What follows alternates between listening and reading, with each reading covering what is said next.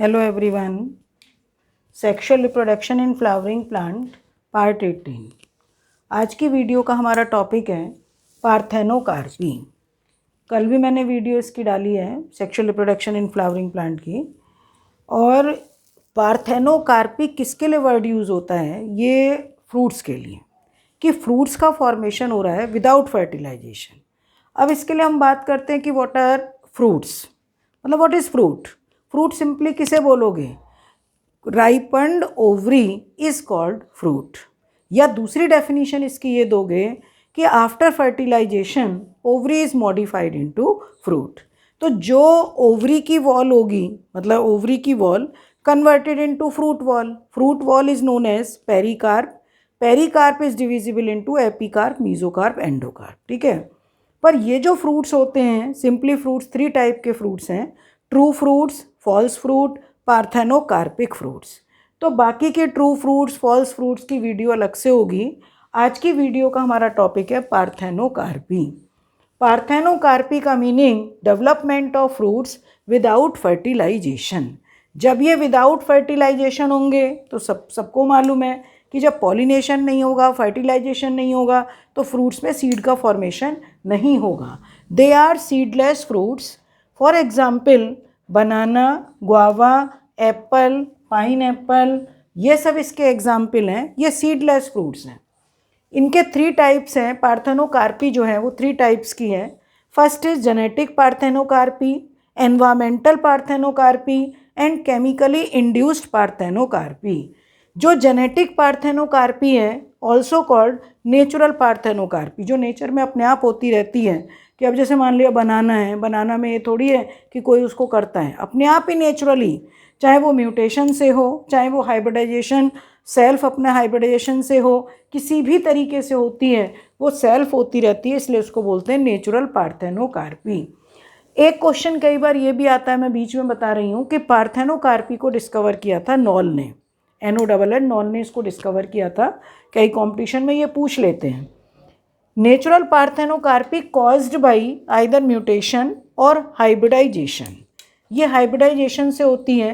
For example banana, naval orange, और बाकी example ये सारे हैं। गुआवा है, एप्पल है, पियर है, पाइन एप्पल है। मतलब एक स्पीशीज जो नेवल ऑरेंज है, इनके अंदर ये स्पेशल नेचुरल पार्थेनोकार्पी भी अपने आप होती रहती है।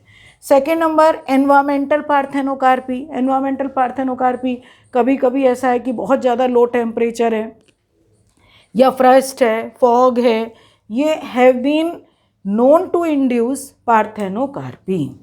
ये इंड्यूस्ड पार्थेनोकार्पी। सब बच्चों को समझ में आ रहा होगा।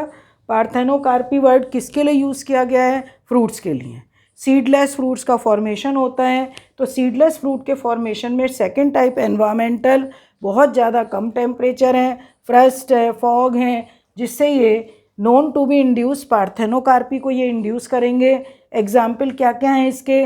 पियर, ऑलिव, जो जैतून होता है, ऑलिव, कैप्सिकम, टोमेटो। ठीक है, ये इसके एग्जाम्पल हैं। Third one is chemically induce parthenocarpy. ठीक है, सबको ये क्लियर समझ में आ रहा होगा।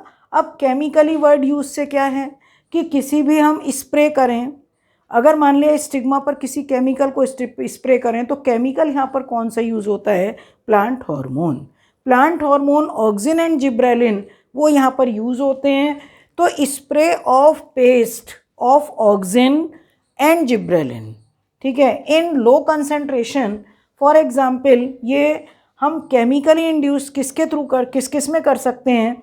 टोमेटो में, वाइटिस विनीफेरा, अंगूर, ग्रेप्स के लिए हैं ये, कुकरबिट्स में, सिट्रस में, स्ट्रॉबेरी में, फिग में, फिग अंजीर को बोलते हैं, ब्लैकबेरी में, इन सब में हम किस तरीके से पार्थेनोकार्पी कर सकते हैं? Chemically induced parthenocarpy.